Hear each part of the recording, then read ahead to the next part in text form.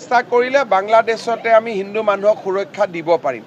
সেইকাৰণে আনাটো first preference নহয়, প্ৰথম প্ৰিফাৰেঞ্চটো হৈছে তাতে যাতে মানুহে সুৰক্ষা থাকিব পাৰে। নহ'লে পঢ়া আছে, কাৰোবাৰ মেডিকেল পঢ়ি আছে, আধা পঢ়ি আছে, কোনোবাই কলেজত ফাৰ্ষ্ট ইয়াৰ পঢ়িছে, ছেকেণ্ড ইয়াৰ ক'ত আহি পঢ়িব। ইয়াত আনিলেতো ৰিফিউজি কেম্পত সোমাব লাগিব। ভাল ভাল ডাক্তৰ ইঞ্জিনিয়াৰ ভাৰতত আহি ৰিফিউজি হৈ যাব। গতিকে আমি হিন্দু মানুহ ৰিফিউজি হোৱাটো নিবিচাৰোঁ। হিন্দু মানুহ আমি সন্মান সহকাৰে জীয়াই থকাটো বিচাৰোঁ। আৰু মই ভাবোঁ যে প্ৰাইম মিনিষ্টাৰে কাম কৰি আছে, খুব সোনকালে আমি ভাল ৰিজাল্ট দেখা পাম।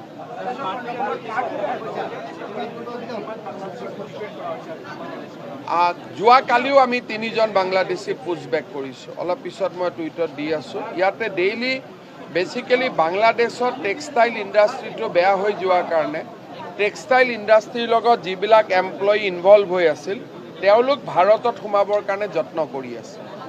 আৰু যিমানবিলাক আমি মানুহ ধৰি আছোঁ চবেই কৈ আছে যে তামিলনাডুৰ টেক্সটাইল ইণ্ডাষ্ট্ৰিত কাম কৰাৰ কাৰণে আমি সোমাইছোঁ। তেওঁলোকে ত্ৰিপুৰা হৈ কৰিমগঞ্জ হৈ যায়গৈ। গতিকে অসম চৰকাৰে ধৰি আছে, ত্ৰিপুৰা চৰকাৰেও ধৰি আছে, BSFেও ধৰি আছে। যদি আমি 3-4টা গভৰ্ণমেণ্ট ষ্ট্ৰং কাম কৰি থাকোঁ সোমোৱাটো বন্ধ হৈ যাব। देखिए ये अमेरिका,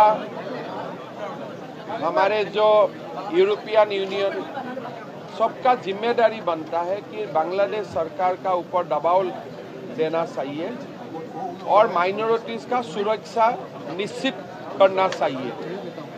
मेरा विश्वास है प्रधानमंत्री जी उस दिशा में जरूर काम कर रहे हैं।